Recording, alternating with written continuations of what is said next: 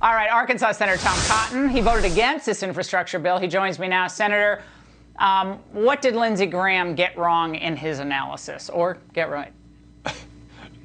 Well, Laura, the reason I voted against proceeding to this bill first is I guess you can call me old-fashioned. I think we should have a bill to review and be able to study carefully. Since we voted yesterday, I gather there's still some backstage last-minute negotiations happening. I just don't think that's the right way to start on any piece of legislation. Second, it's clear that Chuck Schumer and Joe Biden are trying to ram this bill through because they do want to get to their $3.5 trillion blowout spending bill that will try to transform America into a socialist nation with reckless taxing and spending. But there's no rush here. We're not up against a deadline. The government is not about to close. The troops are not about to lose their pay. There's no reason to rush a bill like this. We should be focused on getting it right, not getting it fast. And Senator, speaking of the president's goals, he let it slip tonight. Watch. How did your meeting on DACA go? It went very well. What I think we should include in the reconciliation bill the immigration proposal.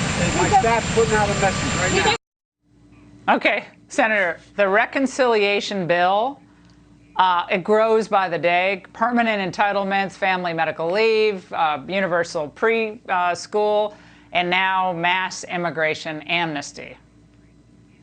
Yeah, it's bad enough that they have this reckless taxing and spending scheme. Now they want to include amnesty for millions of illegal aliens at a time when we already have 1 million new illegal aliens because of Biden's border crisis. It would be the height of folly to tell the world when they're already rushing our borders that if you get here in time, you too might get an amnesty. And if you don't get it this time, you'll get it next time around. That's why we have to fight with every fiber of our being to stop this bill and to especially stop it from giving amnesty to millions of illegals at a time we have such a massive border crisis. Well, I just think we have massive inflationary pressures in our country today. The idea that we need to spend $4.5 trillion additional when all we need to do is open up this country and get rid of all these ridiculous mandates. It's insane. We're just destroying the future generation of our country.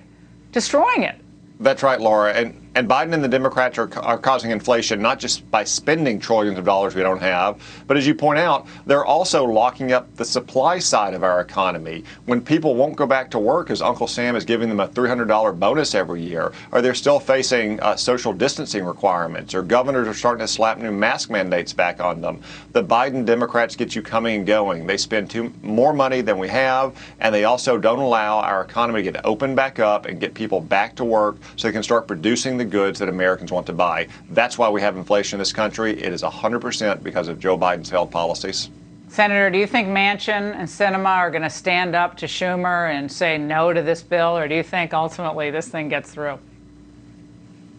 You know, I can't speak for my colleagues, Laura. I will say there's a lot of sniping on the Democratic Party up there in Capitol Hill these days, because it's not just senators either. You've got a lot of House Democrats who are unhappy that this bill doesn't spend even more money and doesn't have even more reckless tax increases in it. So I think they've got a lot of rocky shoals that they're going to have to navigate in the months ahead. And the best thing for America would be not to pass a multi-trillion-dollar bill that is going to continue to drive up inflation and continue to harm this economy. Ultimately, the Democrats always stick together in the end. Thank you, Senator.